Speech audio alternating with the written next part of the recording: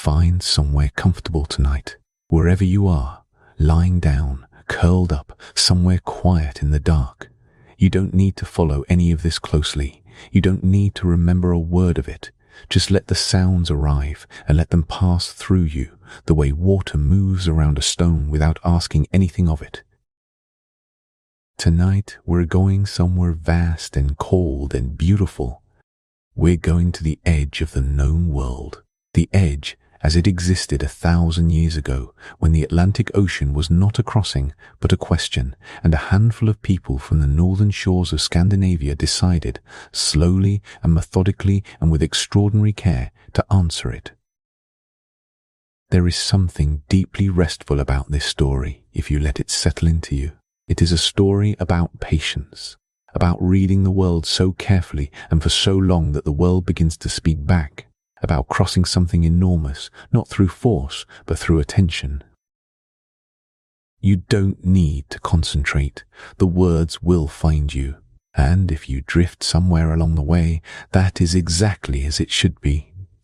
We are in no hurry tonight. Picture Norway in the 8th century. Not the Norway of roads and warm light and cities soft against the dark, but a Norway of fjords cut so deep into the earth that the sun barely reaches the bottom for months at a time.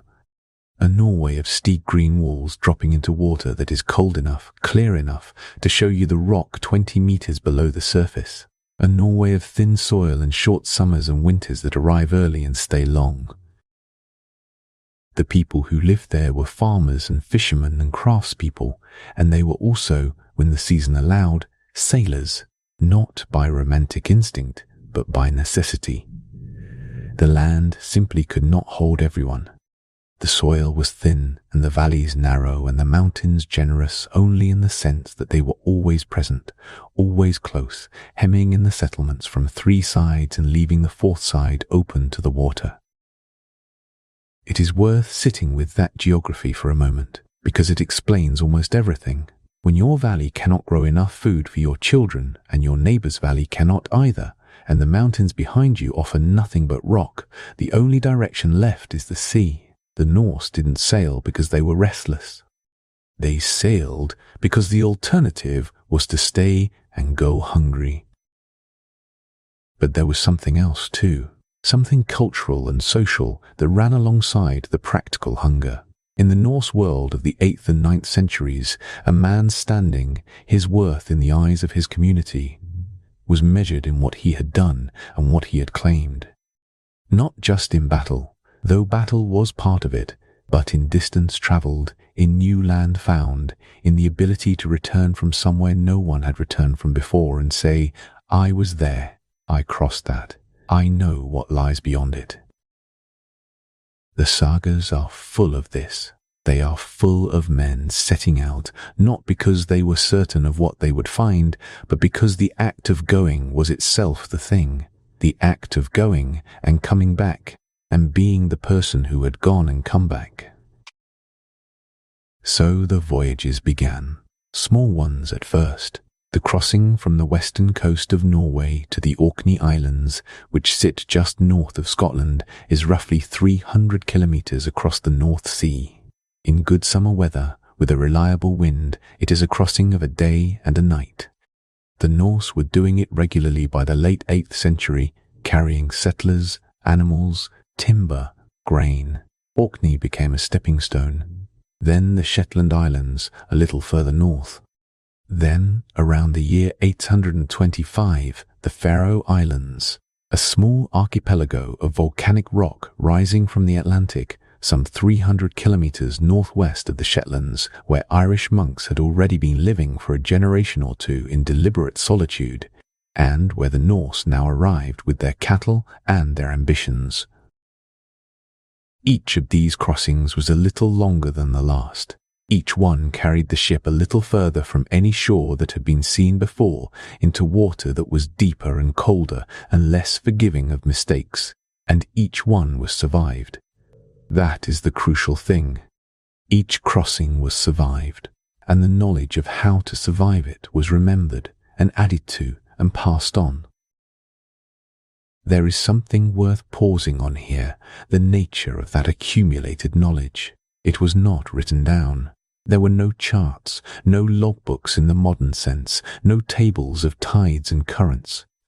What there was instead was memory, specific, detailed, embodied memory, held in the minds of experienced sailors and transmitted through conversation and apprenticeship and the sagas themselves, which were not just stories, but navigational documents dressed in narrative clothing.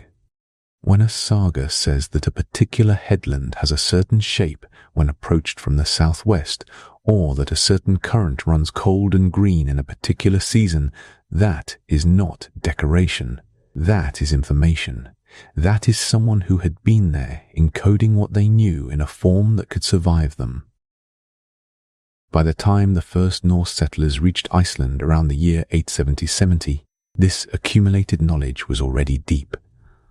Iceland is roughly 1,000 kilometers west of Norway and more than 400 kilometers northwest of the Faroes. To sail there from Scandinavia was to leave behind every familiar shore, every recognizable landmark, every coastal reference point that had guided sailors for generations. It was to sail into open water and keep going. The settlement of Iceland is, in many ways, the moment this story truly begins. There is a tradition recorded in the sagas of a man named Floki Vilgefarsson, sometimes called Raven Floki, who sailed for Iceland in the early days of its exploration. The story goes that he took 3 ravens with him. At intervals, he released one. The first 2 returned to the ship, which told him that land was still far behind and nothing lay immediately ahead. The third flew forward and did not return, and Floki followed it. That story has the texture of legend, and perhaps it is partly legend, but the navigational principle embedded in it is entirely real, and we will return to it later. For now, what matters is the image it gives us: a ship in open water, no land visible in any direction, and a man reading the behavior of a bird to understand where he stood in the world. Iceland was settled. Communities took root.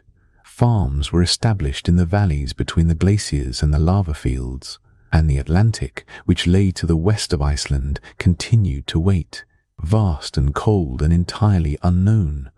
No one yet knew what was out there. No one knew if anything was out there. But the Norse had by now developed something that was worth more, in practical terms, than a map. They had developed a way of reading the world so carefully that the world itself became the map.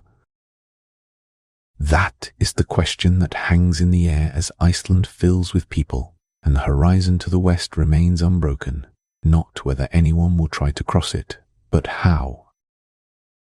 To understand how the Norse crossed the Atlantic, you first need to understand the vessel they crossed it in. Not as a symbol, not as a cultural icon, but as a physical object with a specific set of properties that were not accidental, but the result of generations of refinement, each modification a response to what the sea had taught. The Viking longship is one of the most precisely adapted machines ever made by human hands.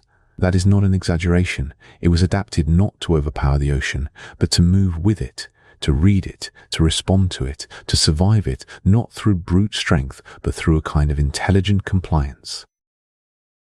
Begin with the hull. The longship's hull was built using a technique called clinker construction, in which the planks of the hull overlap each other slightly, each one fixed to the one below it, like the scales of a fish or the overlapping boards of a wooden fence.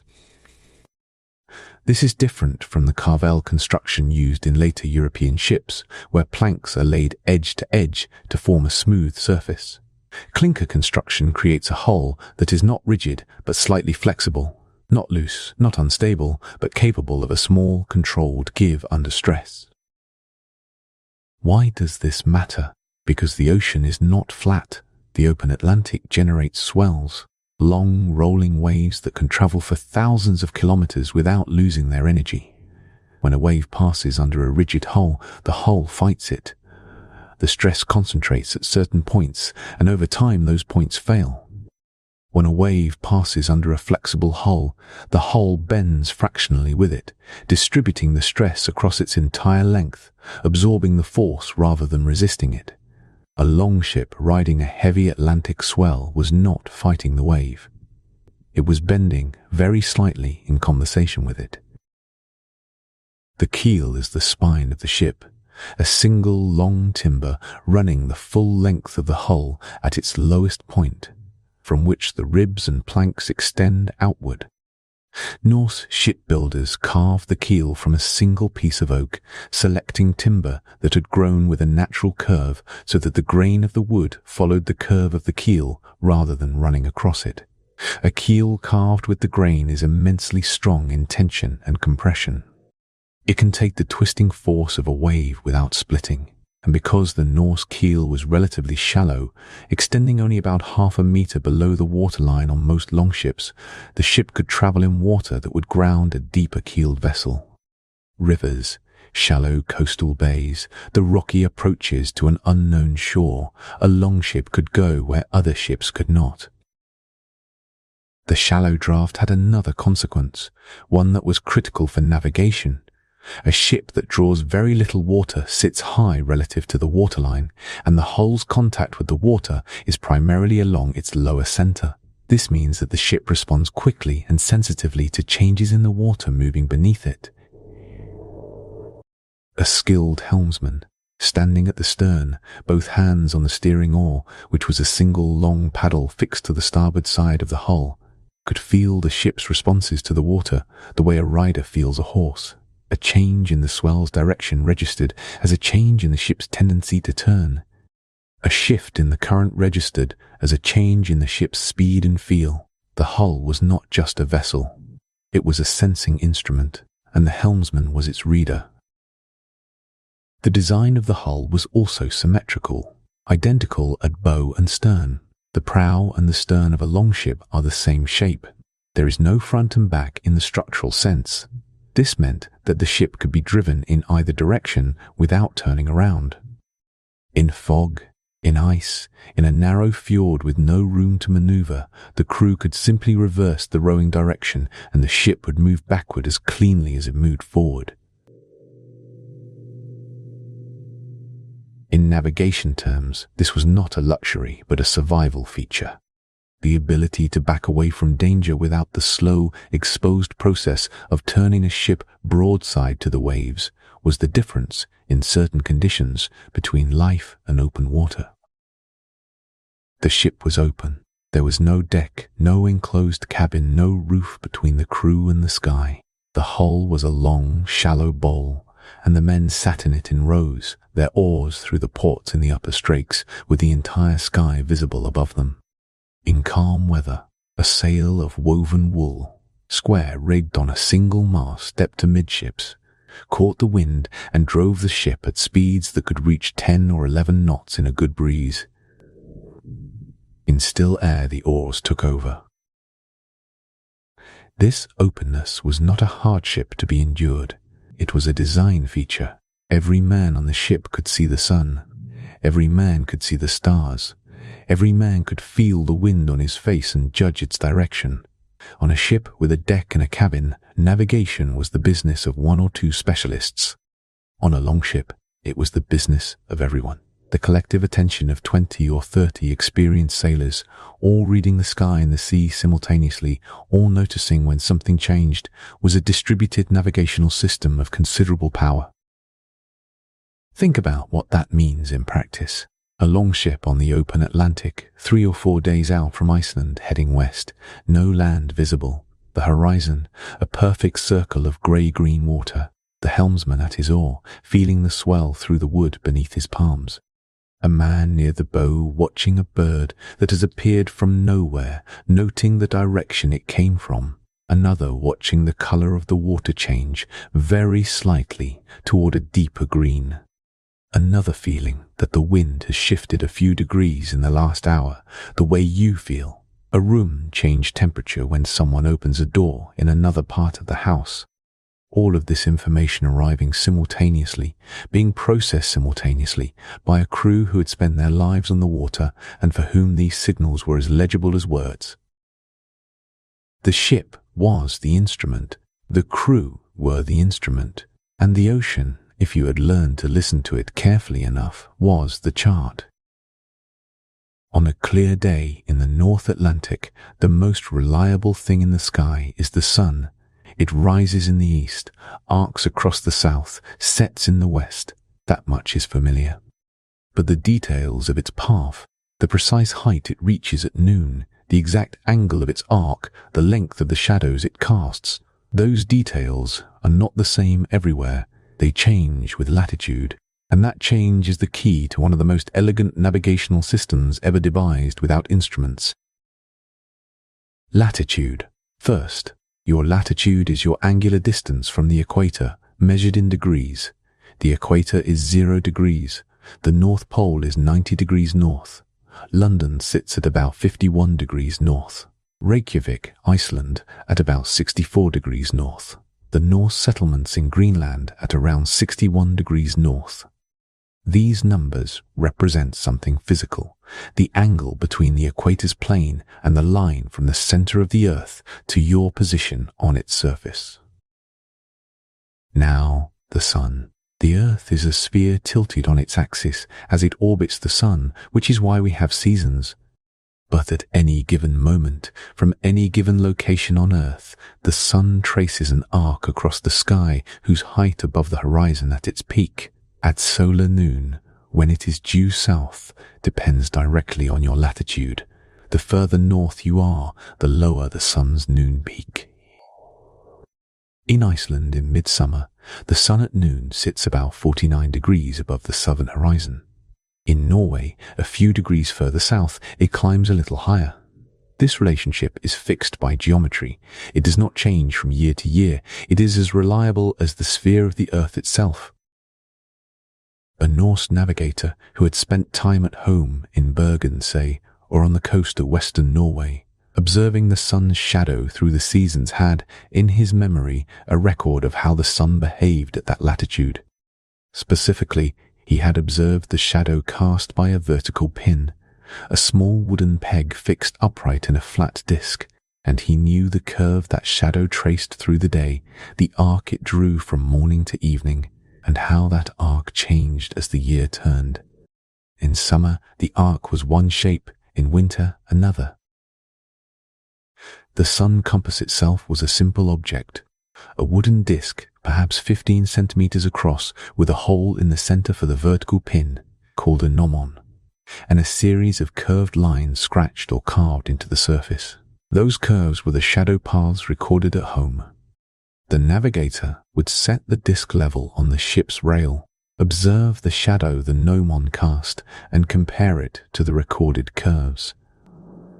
If the shadow fell along the curve appropriate to the current date, the ship was at the same latitude as home. If the shadow was longer than the curve, if it reached further from the gnomon than it should, the ship had drifted north, where the sun sits lower and shadows grow longer. If the shadow was shorter, the ship had moved south. This is worth sitting with for a moment, because it is genuinely beautiful in its simplicity. The navigator is not calculating anything. He is comparing.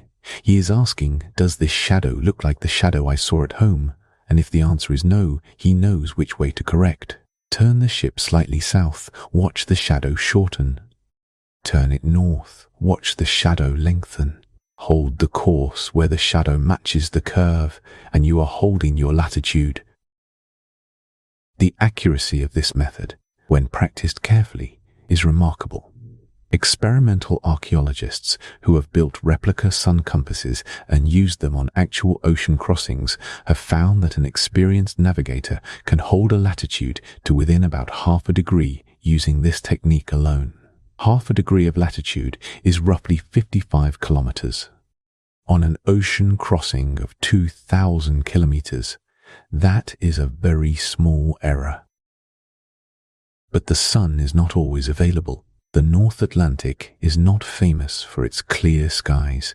Days of fog, overcast, cloud cover that lasts for a week, these are not unusual. And even when the sky is clear, the sun is only above the horizon for part of the day. What happens at night? At night, the Norse had the stars, and one star in particular that is worth understanding deeply because it is one of the most useful objects in the entire sky. Polaris, the North Star, which the Norse called the Stjärna, the leading star, sits almost directly above the Earth's North Pole. This is not a coincidence, it is a consequence of the way the Earth's axis is currently aligned with the stars. The Earth's axis points very nearly at Polaris, which means that as the Earth rotates, Polaris barely moves. Every other star in the sky wheels around it in a great slow circle over the course of a night, rising in the east and setting in the west, just as the sun does. But Polaris stays still, or very nearly still. It traces a tiny circle about 3/4 of a degree across, which for practical navigation is close enough to motionless. Now here is the key fact. The angle between Polaris and the horizon, measured from any location on Earth, is equal to that location's latitude. Stand at the North Pole and Polaris is directly overhead, 90 degrees above the horizon, which is your latitude. Stand at the equator and Polaris sits exactly on the horizon, 0 degrees, which is your latitude. Stand in Iceland at 64 degrees north and Polaris hangs 64 degrees above the northern horizon. This relationship is exact. It is a direct geometric consequence of the Earth's spherical shape and the position of the pole.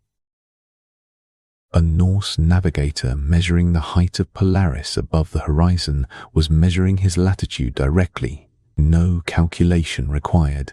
He needed only a way to measure the angle. And for this, the simplest tool of all was the human hand held at arm's length. The width of a closed fist held up against the sky with the bottom edge on the horizon spans roughly 10 degrees of arc. 4 fingers held together span roughly 7 degrees. A single finger, roughly 2 degrees. These measurements vary slightly from person to person, but a navigator who had calibrated his own hand against known latitudes, who knew that at home Polaris sat exactly 3 fists and 2 fingers above the horizon, could use that personal measure anywhere in the world. The Norse called this technique by different names in different sources, but the principle was consistent. Hold the hand up, count the fists and fingers between the horizon and the leading star, compare to what you knew from home. If the star was lower than expected, you would move south. If it was higher, you had drifted north. This is celestial navigation at its most direct and most human. No instruments beyond the body, no calculations beyond comparison, just the sky, the horizon, and the memory of what the star looked like from home. Together, the sun compass and Polaris gave a Norse navigator a continuous, reliable sense of his north-south position, his latitude, through most conditions. The sun compass worked by day in clear weather, Polaris worked by night when the sky was clear. And for the conditions in between, cloudy days, twilight, overcast nights, there was something else entirely. Something that sounds, at first hearing, like a myth, but is, in fact, physics. There is a moment in the saga of King Olaf, written down in the 13th century, but describing events of the early 11th, where the king asks a man named Sigurður to find the sun on a cloudy day. Sigurður produces a stone, holds it up toward the sky, and locates the sun's position through the cloud. The king tests him by comparing the result to his own judgment, and Sigurður is correct. The stone is called a solar stein, a sunstone. For a long time, scholars treated this passage as embellishment, a piece of saga mythology, colourful but not credible. Then, in 1967, a Danish archaeologist named Thorkild Ramsku asked a different question. Not whether the story was true, but what kind of stone could actually do what the story described. And he arrived at an answer that turned out to be correct. The answer is Iceland spar. Iceland spar is a variety of the mineral calcite, calcium carbonate, the same compound that makes up limestone and chalk and the shells of marine creatures. But Iceland spar is a particularly pure, transparent form of calcite, and it has a property that most transparent materials do not. It is what physicists call birefringent. When light enters a birefringent crystal, it splits into two separate beams that travel through the crystal at different speeds and emerge at slightly different angles. Hold a piece of Iceland spar over a dot on a page, and you see two dots. Rotate the crystal, and the two dots rotate around each other. Birefringence is not subtle. It is immediately obvious to anyone who picks up the stone and looks through it. But to understand why this matters for navigation, you first need to understand something about light itself and about what happens to light as it travels through the atmosphere. Light is an electromagnetic wave. That means it consists of oscillating electric and magnetic fields perpendicular to each other and to the direction the light is traveling. In direct sunlight or in the light from any ordinary source, the electric field oscillates in all possible directions perpendicular to the beam simultaneously. If you could watch a single photon of sunlight arrive, the direction its electric field was pointing would be essentially random, changing from one instant to the next. This kind of light is called unpolarized. But something interesting happens when sunlight interacts with the atmosphere. When a photon of sunlight strikes a molecule of nitrogen or oxygen in the air, it is scattered, bounced off in a new direction. This scattering process, which physicists call Rayleigh scattering after the 19th century physicist who described it mathematically, does not treat all directions of electric field oscillation equally. The scattered photon tends to have its electric field aligned in a particular direction, depending on the geometry of the scattering. The result is that the scattered light, the blue sky light that reaches your eyes from any direction other than directly from the sun, is partially polarized. Its electric field oscillates more strongly in one plane than in others. The pattern of polarization across the sky is not random. It forms a set of concentric rings centered on the sun. Directly toward the sun, the light is unpolarized. 90 degrees away from the sun, in a great arc across the sky at right angles to the sun's direction, the polarization is strongest. The whole sky is patterned with this signature, and the pattern always points back to the sun, whether the sun is visible or not. Even when the sun is behind thick cloud, the scattered light coming through that cloud still carries the polarization pattern, because the scattering has already happened in the upper atmosphere above the clouds. This is the property that a sunstone exploits. Because Iceland spar splits incoming light into two beams, each polarized perpendicular to the other, the relative brightness of those two beams depends on how the crystal is oriented relative to the polarization of the incoming light. When the crystal is oriented so that one beam's polarization direction aligns with the sky's polarization, that beam is bright and the other is dim. Rotate the crystal 90 degrees and the situation reverses. There is one specific orientation, one specific rotation angle, at which both beams are equally bright. And that orientation tells you something precise, the plane of polarization of the incoming light, and the plane of polarization tells you where the sun is. In practice, the navigator would hold the stone up to a patch of overcast sky, observe the two images of whatever he was looking at through the crystal, and slowly rotate the stone. At most orientations, one image would be brighter than the other. He would rotate until the two images matched in brightness, note the orientation of the crystal, and from that deduce the sun's direction. The accuracy of this method, tested by the optical physicists Guy Ropars and Albert Lafloch in experiments published in the early 2000s, is roughly 2 degrees. 2 degrees of error in locating the sun's direction. That is a very small error for a piece of rock held up to a cloudy sky. Ropars and Lafloch also found something else in their experiments. The method works not just through cloud, but even when the sun is below the horizon. At twilight, the upper atmosphere is still illuminated by the sun, even though it has dipped below the edge of the world, and the scattered light from that illuminated atmosphere still carries the polarization pattern. A sunstone can locate the sun for up to roughly 50 minutes after sunset or before sunrise, extending the window of usable navigational information well into the periods that the sun compass cannot reach. The second crystal candidate is cordierite, also known as iolite, a mineral that is common in Scandinavia and that has been found at Norse sites. Cordierite works through a related but distinct property called dichroism. A dichroic material absorbs light differently depending on the direction of its polarization, which means that when you rotate a piece of cordierite against the polarized sky, it changes color. A navigator holding cordierite up to the sky would see it shift from a deep violet blue when the crystal's absorbing axis is aligned with the sky's polarization toward a pale yellow-gray as the crystal rotates away from that alignment. The point of maximum color change marks the polarization direction, and thus the sun.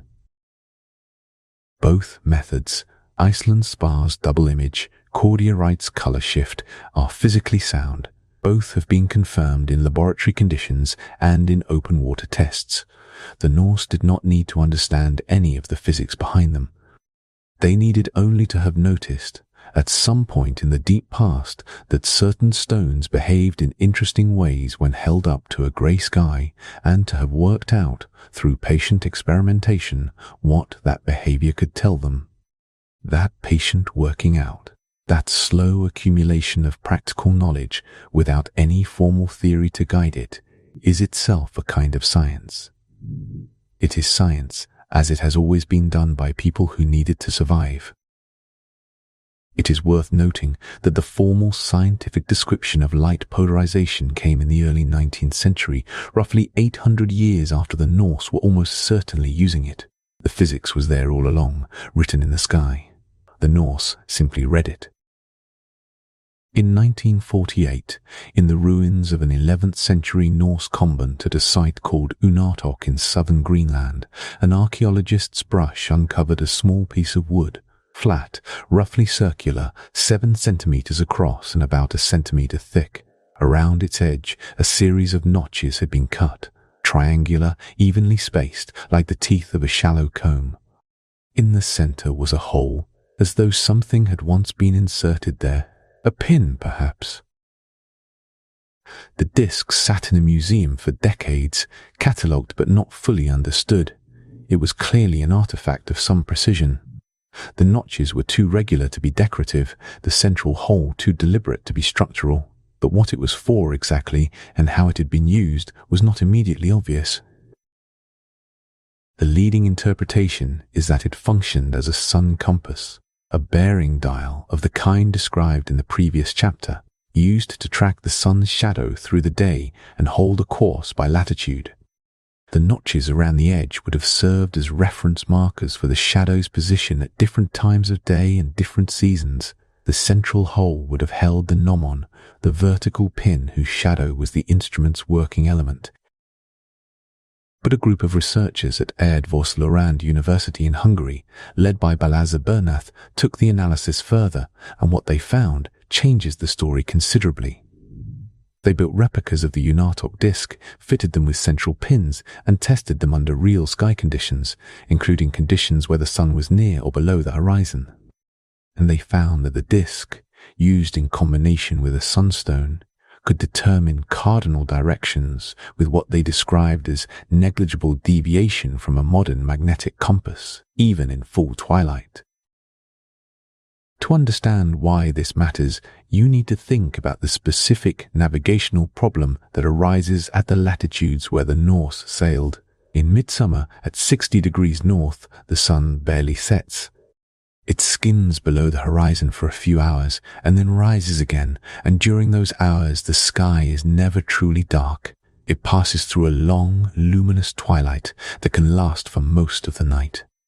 The sun is too low for a shadow staff to work reliably. The shadow grows so long that it becomes useless as a directional indicator, stretching to the horizon and beyond. But the sky is not dark enough for stars to be visible, so Polaris cannot be used either. There is a window of several hours when the standard celestial tools simply fail. The Unhurried disk, in Bernath's reconstruction was designed to work in exactly this window. Here is how. In twilight, the sun is below the horizon, but it is not far below it. The upper atmosphere, the air at altitudes of 50 kilometers or more, is still directly illuminated by the sun, even though the surface of the Earth is in shadow. The photons from that still illuminated upper atmosphere scatter downward, and because they are scattered light, they carry the polarization pattern described in the previous chapter. The polarization of twilight sky is, if anything, stronger and more consistent than the polarization of daytime cloud cover, because the geometry of the illumination is cleaner. The sun is at a known low angle, and the scattering is more uniform. A navigator holding a sunstone up to the twilight sky could, as Ropars and Lafloche confirmed, still locate the sun's position below the horizon with good accuracy. What the Unartok disk added was a way to translate that directional information into a usable compass bearing. The disk, with its notched edge and central pin, provided a reference frame, a way to mark where the sun was relative to the ship's heading, and from that to derive north, south, east, and west. Bernath's team found in their replica experiments that around the equinoxes, when the sun rises nearly due east and sets nearly due west, the combined system of disk and sunstone extended the usable navigational day by roughly 50 minutes at each end. 50 minutes of additional navigation capability before sunrise and after sunset in conditions where no other tool worked. For a ship trying to hold a course through a long northern twilight, that 50 minutes could mean the difference between arriving where you intended and drifting significantly off course. There is something worth dwelling on in the sheer smallness of the Unartok disk. 7 centimeters across, it fits in the palm of a hand, it weighs almost nothing. And yet, it encodes a sophisticated understanding of the geometry of the Earth, the path of the sun, the behavior of light in the atmosphere, and the specific navigational challenges of high-latitude sailing. Every notch on its edge represents a measurement someone made, at a real latitude, on a real day, watching a real shadow. The disk is the distillation of years of patient observation into a portable, durable, practical form. The Norse did not write physics textbooks. They did not have the vocabulary to describe what polarization was or why it worked. What they had was something arguably more valuable, the habit of watching carefully for a very long time, and the patience to let what they saw teach them what was true. European natural philosophers would not formally describe the polarization of light until the early 19th century in the work of Étienne Louis Malus, who noticed in 1808 that light reflected from a window behaved differently when viewed through a crystal of Iceland spar at different orientations. He had no idea at that moment that Norse navigators had been exploiting the same property of light for 8 centuries. The knowledge had been there, living in the practice of people who needed it, waiting for someone with a different kind of vocabulary to describe it. The disk now sits in the National Museum of Denmark. It is a quiet thing, unremarkable to look at if you don't know what you're looking at, but it is, in a very real sense, a piece of physics, carved from wood by someone who understood the sky more deeply than they could have put into words. There are crossings in the Norse sagas where the sun disappears for days, where the sky is the same flat grey from horizon to horizon, and the stars are invisible, and the wind shifts without warning, and the ship seems to hang in the middle of an ocean that looks identical in every direction. These are the crossings that test everything, not the instruments, not the stars, but the sailor's deep, embodied knowledge of the sea itself as a living, speaking system. The ocean is not silent. It is full of information if you know how to read it. And the Norse, after generations of sailing the North Atlantic, had learned to read it at a level of detail that modern oceanographers are still, in some respects, catching up to. Begin with birds. Puffins are small, round seabirds with orange beaks and a slightly harried look, as though they are perpetually late for something. They are also, for a Norse navigator, one of the most useful animals in the ocean. Puffins are cliff nesters. They breed on the rocky faces of islands and headlands, returning to the same sites year after year. And they are not deep ocean birds. They feed in coastal and shelf waters, rarely venturing more than about 80 kilometers from land during the breeding season. A puffin spotted from the deck of a ship meant that land was somewhere within roughly 80 kilometers, not visible perhaps, not even close, but present and in the direction from which the bird had come. Guillemots, similar birds, black and white, also cliff nesters, have a similar range. Gannets, which are larger and white with black wingtips, have a somewhat greater range but are still strongly associated with coastal waters. A sailor who knew these birds, who had watched them all his life on the coasts of Norway or the Faroes or Iceland, carried a living library of their behavior. The direction a bird was flying in the evening, when it was heading back to its nesting cliff to roost, was particularly useful. Birds fly home at dusk, and home is land. The story of Floki Vilgatharson and his ravens, mentioned in the first chapter, belongs in this context. Ravens are not seabirds. They are land birds, highly intelligent, with a strong tendency to fly toward land when they find themselves over open water. Releasing a raven from a ship and watching which direction it flew was not magic. It was applied ornithology. The raven knew something the sailor couldn't see, and the sailor had learned to trust the raven's knowledge. But birds were only one part of the ocean's vocabulary. The sea itself spoke in ways that required a different kind of listening. Ocean swells are one of the most important of these signals, and they deserve a careful explanation because they work in a way that is not immediately obvious. A swell is not the same as a wave. A wave is a local disturbance, water pushed up by the wind that is blowing right now in this place. Waves are chaotic, variable, and tied to local conditions. A swell is different. A swell begins as a wave, but one that was generated by a storm far away, perhaps 2,000 kilometers away, perhaps 3,000, and has since traveled outward from that storm in long, smooth, parallel ridges. As it travels, the short, choppy waves it began assort themselves by wavelength. Over thousands of kilometers, the swell becomes very long. The distance between one crest and the next might be 200 meters or more, and very smooth and very regular. It passes beneath the local chop-like breathing beneath surface noise. You cannot necessarily see it. A swell carries its direction with extraordinary persistence. It was born pointing away from a particular storm in a particular direction, and it continues pointing that way for its entire journey across the ocean. The dominant swells in the North Atlantic come from the southwest, generated by the great westerly storm systems that spin across the ocean in a latitude band between roughly 40 and 60 degrees north. A navigator who knew that the dominant swell came from the southwest could use it as a directional reference, even in complete fog, even in darkness, even when every other indicator was unavailable. How?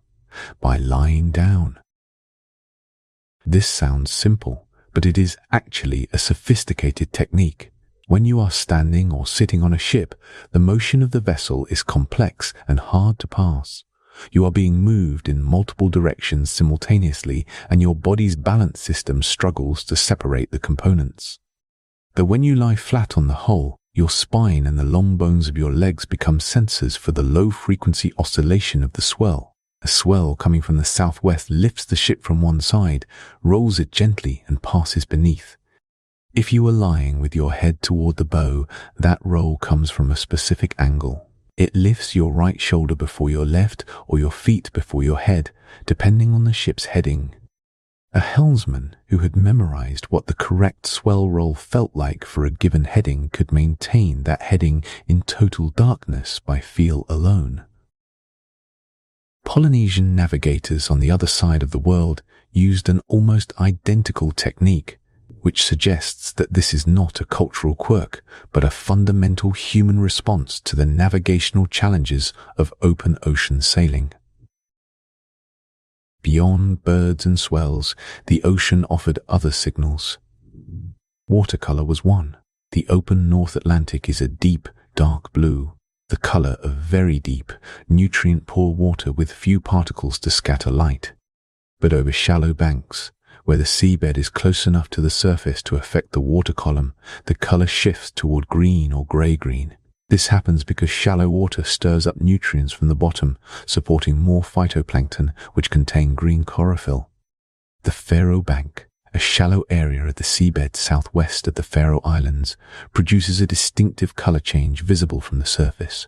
A navigator approaching the Faroes from the open Atlantic who saw the water shift from deep blue toward green knew without seeing any land that he was over the bank, and therefore close to the islands. Water temperature was another signal, felt rather than measured. The Norse practice of trailing a hand over the side of the ship or occasionally dipping a wooden bucket was not casual.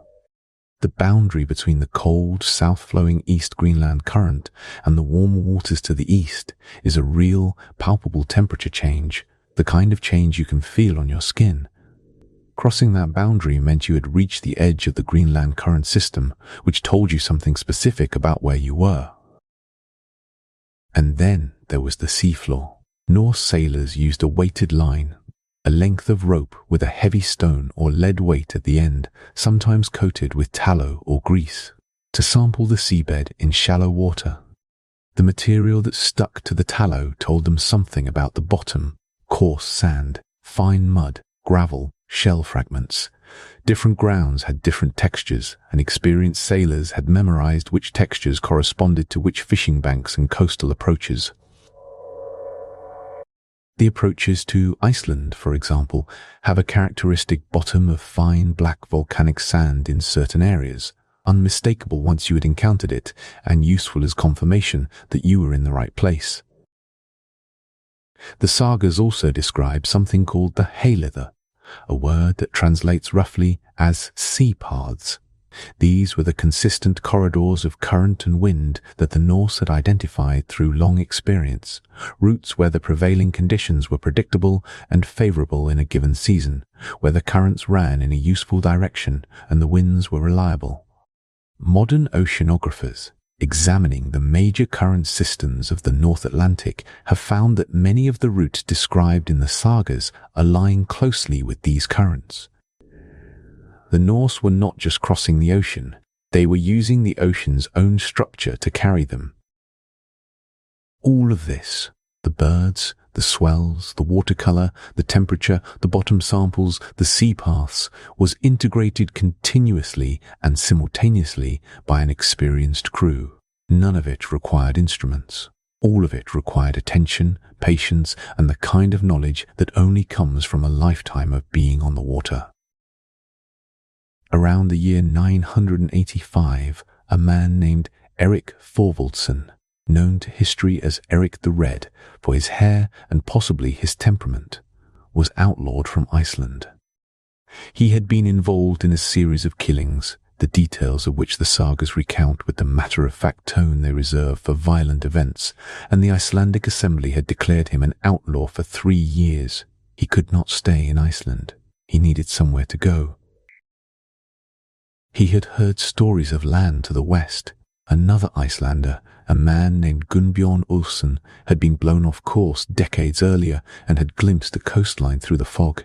No one had investigated it. Erik decided to investigate it.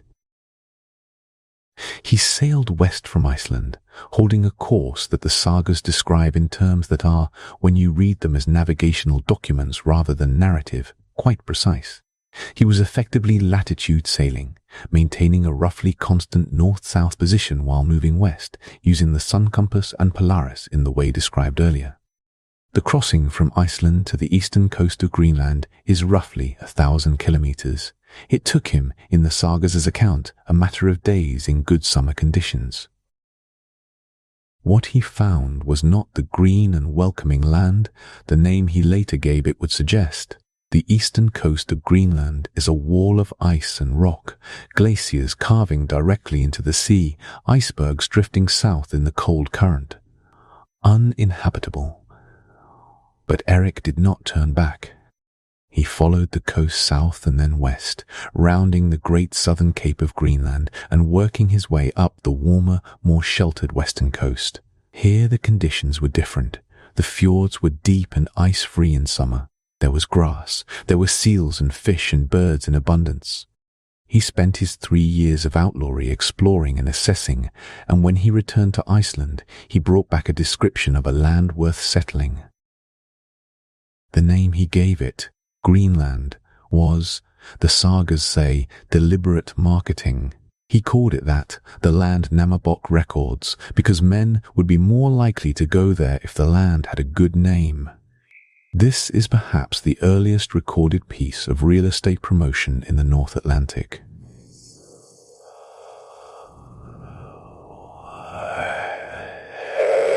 Around 986, Eric led a fleet of 25 ships west from Iceland, carrying settlers, livestock, timber, and supplies. 14 of the ships arrived. The rest were turned back by storms or lost. The survivors established 2 settlements on the western coast of Greenland that would persist for nearly 5 centuries.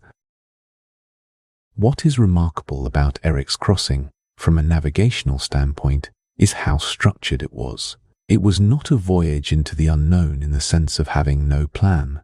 It was a voyage along a known latitude toward a coast whose approximate position was understood, using techniques that had been refined over a century of North Atlantic sailing. The uncertainty was real.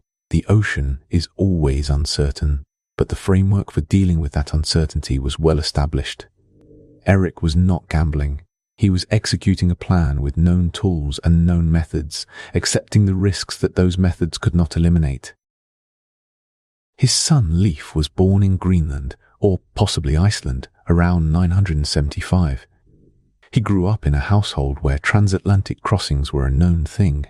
His father had made one, and the settlers of Greenland crossed back to Iceland and Norway for trade and communication.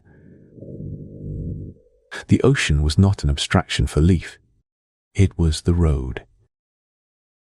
Around the year 1000, Leif Erikson sailed west from Greenland. The sagas give 2 accounts of how this happened. In one, he was following up on a report from a merchant named Bjarni Herjolfsson, who had been blown off course years earlier and had seen a forested coastline to the southwest without landing. In the other, Leif was commissioned by the Norwegian king to explore westward. The details differ between the saga of the Greenlanders and the saga of Eric the Red, the 2 main sources. But the outcome is consistent. Leif reached North America.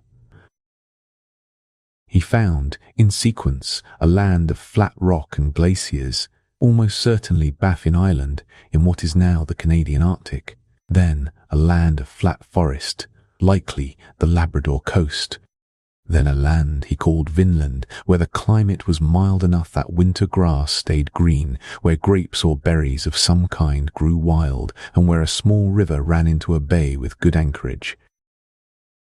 Vinland was not a single specific place to the Norse. It was a region, a stretch of coastline in northeastern North America. But the specific site where Leif and his companions wintered, where they built their camp, has been identified with considerable confidence.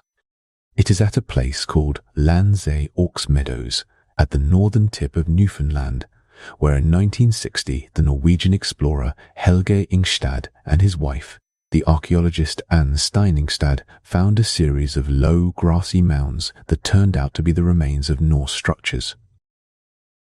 The excavations at Landsøy Meadows, which continued through the 1960s and were confirmed by carbon dating and artifact analysis, revealed 8 buildings, longhouses, workshops, a forge, consistent with Norse construction of around the year 1000. The forge was the most significant find. It contained slag from iron smelting, which meant the Norse were not just sheltering there but working. They were processing raw materials. They were treating the site not as an emergency camp, but as a base of operations, a supply point for further exploration southward along the coast. The artifacts tell a story of a planned, organized expedition. There were spindle whorls, tools for spinning wool, suggesting women were present, which in Norse society meant this was a settlement attempt, not just an exploration party. There were butternuts, a tree species whose range does not extend to Newfoundland, which means the Norse were traveling further south to what is now New Brunswick or the Gulf of St. Lawrence and bringing materials back to the base camp. The crossing to North America was not a single desperate leap. It was a structured enterprise with a base, resupply lines back to Greenland, and ongoing exploration of the territory. The navigational logic of the Vinland voyages, read through the sagas, is essentially the same logic that got Eric to Greenland. Each leg of the journey was structured as a latitude-holding exercise. From Greenland, sail southwest, maintaining a consistent angle to the sun and to Polaris, watching the swell, watching the birds, watching the birds, watching the birds, watching the watercolor until land appears. Follow the coast south and west. Note the characteristics of each landfall. The shape of the headlands, the depth of the water, the texture of the bottom, the birds present, the direction of the dominant swell. Build up a picture of the route that can be transmitted to the next person who makes the crossing. In 2023, researchers William Doolittle and Stephen Stadler published work that adds an important dimension to this picture. Their analysis of climatological data for the North Atlantic in the early medieval period, combined with their own first-hand experience sailing these waters in summer, led them to argue that the image of the Viking North Atlantic as a constant battleground of storms and fog is significantly overstated. In summer, they found, the North Atlantic at the latitudes of the Norse routes, roughly between 55 and 65 degrees north, can be calm, clear, and navigable for extended periods. The long summer days provide abundant light. The dominant wind systems in this season are relatively stable. The conditions that would make these crossings genuinely hazardous are winter conditions, and the Norse sailed in summer. This does not diminish the achievement. A calm Atlantic is still a vast, cold, unpredictable ocean, and a failure of navigation on it is still fatal. But it changes the frame. The Norse crossings were not acts of desperation made in the face of constant peril. They were planned summer voyages, made in conditions that were understood and prepared for, using methods that had been refined over a century and a half of North Atlantic experience. They were, in Doolittle and Stadler's framing, the product of a sophisticated maritime culture that knew what it was doing. The route from Norway to Iceland to Greenland to Vinland is roughly 5,000 kilometers of open ocean, made in stages, each stage a known latitude held by the sun and the stars and the crystal and the birds and the feel of the swell through the hull. It was crossed and recrossed and crossed again. Not once, but dozens of times over the following decades, by different crews in different ships carrying settlers and timber and iron ore, and, eventually, the knowledge that there was a whole continent out there, waiting patiently on the other side of the water. There is a particular quality of knowledge that lives in the body and not in books. You cannot look it up. You cannot inherit it from a stranger. It can only be built, slowly, through years of practice. Through being present, attentive, and willing to be wrong enough times that eventually you stop being wrong. It is the kind of knowledge a carpenter has in their hands, or a musician has in the interval between hearing a note and playing the next one. It is knowledge that does not announce itself. It simply acts.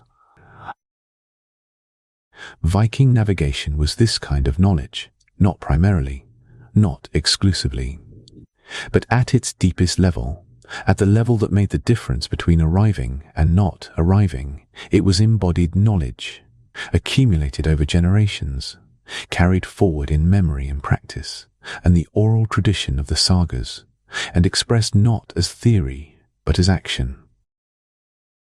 Think about what a skilled Norse helmsman was integrating in any given hour on the open Atlantic. The angle of the sun, read through the shadow on the compass disc, the height of Polaris, calibrated against the memory of what it looked like from home.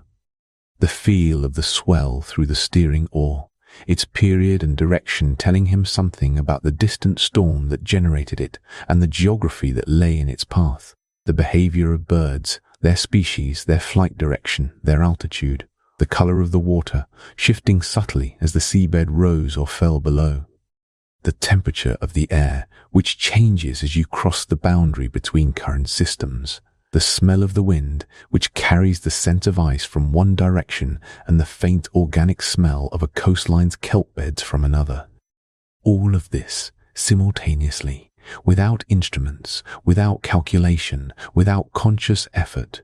The way an experienced driver monitors traffic without thinking about monitoring traffic.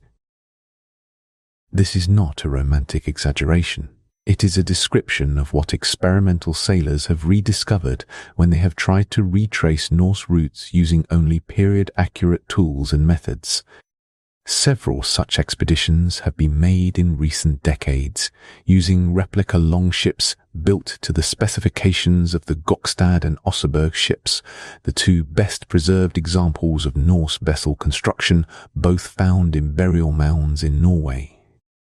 The sailors who have made these crossings report a consistent experience, that within a few days of sustained practice with the sun compass and the Sunstone and the sensory reading of the sea, a kind of integration begins to happen. The information stops feeling like separate data points and starts feeling like a single, continuous awareness of where the ship stands in the world. Not certainty, never certainty, but orientation. A felt sense of direction that is more reliable than any single instrument because it is the synthesis of many. One of the things these modern sailors have noted is how the Norse methods handle uncertainty differently from modern navigation. A GPS system gives you a precise position or it gives you nothing. If the satellite signal fails, you are lost. The Norse system degrades gracefully. If the sun is hidden, you use the Sunstone. If the Sunstone conditions are poor, you use the swell. If the swell is confused by local weather, you use the birds. If there are no birds, you use the watercolor and temperature. Each method is less precise than the one before it, but each one narrows the range of uncertainty. You are never certain where you are, but you are also never completely lost. There is always something to read. This graceful degradation under uncertainty is a property of systems built from many redundant, overlapping sources of information. It is, interestingly, also a property of the brain itself. The reason you can still navigate a familiar room in the dark, using memory and proprioception and the feel of the floor under your feet, even when sight is unavailable. The Norse navigational system was, in a sense, modeled on the same principle. Many partial sources of information integrated into a coherent whole. In 2022, a research team involving scientists from Cambridge published work on the deep circulation of the North Atlantic, specifically on the behavior of the Great Overturning Circulation, the system of deep currents that carries warm surface water northward and cold, deep water southward in a slow, enormous loop. This circulation had been thought to have been significantly weaker during glacial periods, but the Cambridge research found evidence that it was surprisingly stable and strong across a very long time scale. The implication, for our purposes, is that the ocean the Norse were sailing was not significantly different in its deep structure from the ocean that exists today. The currents they were riding, the sea paths they called haylither, were the same currents that modern oceanographers map. The invisible rivers were real, and they were stable. There is something quietly moving about this. The Norse did not know about thermohaline circulation, the technical term for the density-driven overturning of the ocean, where warm, salty surface water cools and sinks in the high latitudes and flows southward along the deep ocean floor, pulling fresh, warm water northward to replace it. They did not know the mechanism, but they knew the effect. They knew that certain routes ran faster, that certain corridors of water were more reliable than others, that the ocean had a structure that rewarded those who learned it. And they were right. The Cambridge research confirms that it was there, stable, doing exactly what the Norse had observed it doing for centuries before and centuries after. What the Norse navigators built over the generations between the first crossing to Orkney and the settlement of Vinland was not a technology in the modern sense. It was not a device or a system that could be written down and handed to a stranger. It was a tradition of attention, a culture of watching the world carefully enough that the world revealed its patterns, and of transmitting those patterns in a form that could survive the death of any individual.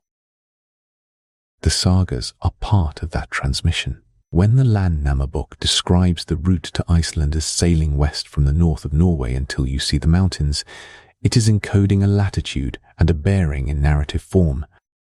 When a saga describes a particular headland as having a certain shape when approached from the south, it is recording a navigational landmark in the most durable format available, a story. The knowledge lived in the stories, and the stories lived in the memory of the community, and the community lived on the sea. Modern cognitive scientists who study spatial reasoning and navigation have described the Norse system as an example of what they call distributed cognition, the idea that intelligence is not located entirely inside individual minds, but is spread across people, tools, practices, and environments. The sun compass was part of the cognitive system. The sun compass was part of the cognitive system. The crew's collective attention was part of it. The sagas were part of it. The sea itself with its patterns and its paths was part of it. No single element was sufficient. The whole was what worked. And now, gently, the story settles. The longship is somewhere in the North Atlantic on a summer evening 1,000 years ago. The sun is low in the northwest, the sky still pale and luminous, the first stars not yet visible. A man at the stern holds the steering oar lightly, feeling the slow pulse of the swell through the wood, the ship breathing with the ocean in its long, unhurried rhythm. Someone near the bow is watching a puffin that appeared 20 minutes ago, noting that it has come from the northwest and is flying steadily, not circling. Land somewhere to the northwest, not close, but there. The shadow on the compass disc is exactly where it should be. The water is the right color. The deep Atlantic blue that means open ocean, deep and patient beneath the keel. The wind is steady from the southwest, the sail full and quiet. There is nothing to correct. The ship is where it should be, doing what it should be doing, and the night will come slowly, and the stars will appear one by one, and the leading star will rise in the north and take its place above the horizon at the angle that says, "Yes, you are here. This is where you are." The crossing will continue. It has always continued. The knowledge that made it possible is older than any instrument and quieter than any map. And it lives not in any single place, but in the patient, accumulated attention of people who looked at the world long enough to understand it. The ocean is vast and dark and very old. It has been crossed before. It will be crossed again. And somewhere in the deep structure of the water, the same currents that carried the first Norse longships westward are still moving, slow and cold and certain, in the same directions they have always moved. The ship is very small against all that water, and the water, for all its vastness, is known. Rest now. The crossing is made. The stars are settling into their ancient places overhead, and the swell is gentle, and there is nothing more tonight that needs to be found. Drift, if you're ready. The sea will keep watch. Sleep well.